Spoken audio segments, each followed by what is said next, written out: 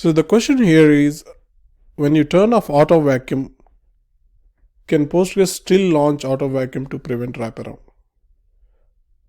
Generally, it is not recommended to turn off auto vacuum, so you should never turn off auto vacuum. But imagine a hypothetical scenario where this is turned off, and will Postgres still launch auto vacuum to prevent wraparound or not? Let's see with a demo.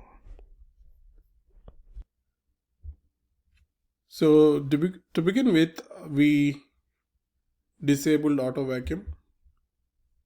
So if you run this, you can see that this is turned off. Auto vacuum is turned off now.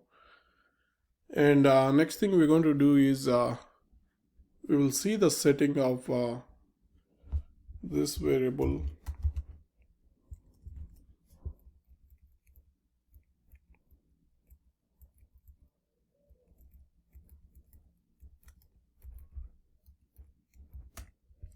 So it's called auto vacuum freeze max age. So the default is 200 million, and to simulate this scenario, we need to decrease auto vacuum freeze max age to a lower value so that auto vacuum to prevent wraparound is triggered frequently. Otherwise, we have to wait until the 200 million mark is reached. As you know, this parameter dictates when it should trigger a wraparound vacuum. So what we will do now is change the auto vacuum freeze max age to 100,000. And be careful in production environments. You should never change these parameters without proper analysis. Just for this demo, I'm going to decrease it to 100,000, and then we'll perform the next steps in sequence. So we change the value for that parameter to 100,000. So this actually triggers the auto vacuum to prevent wraparound more frequently. And then one more thing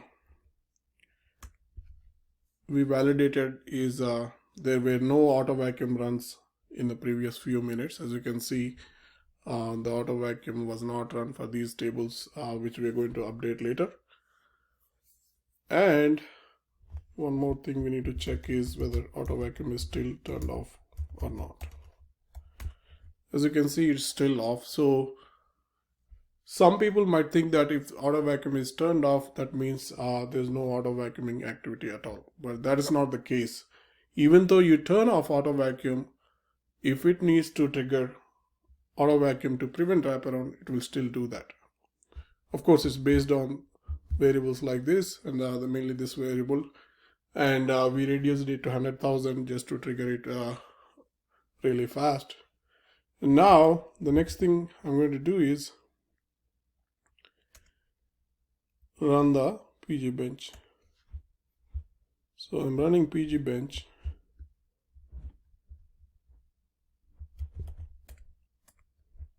So now let's go back, then check a few things. We still have it as off, and then soon we should see auto vacuum run. We can also verify a few things.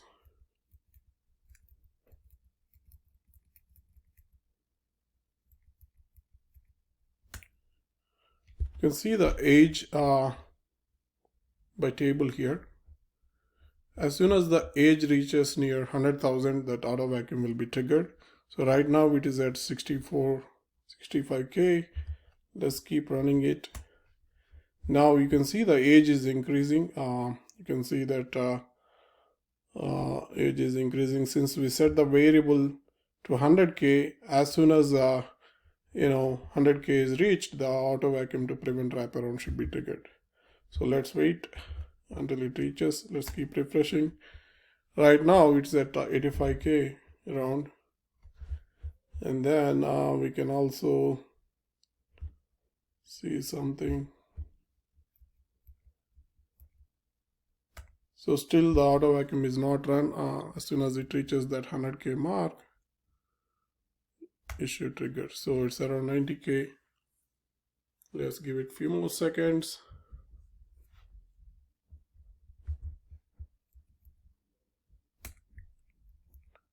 Still we don't see.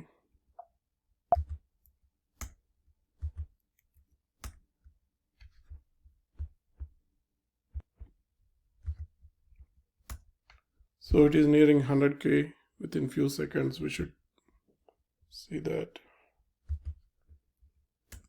Okay, 100K is hit.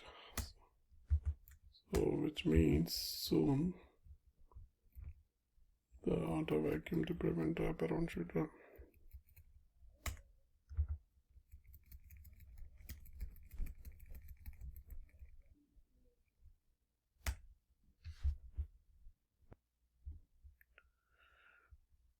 So now, as you can see, although auto vacuum was off, now finally it ran the auto vacuum to prevent wraparound.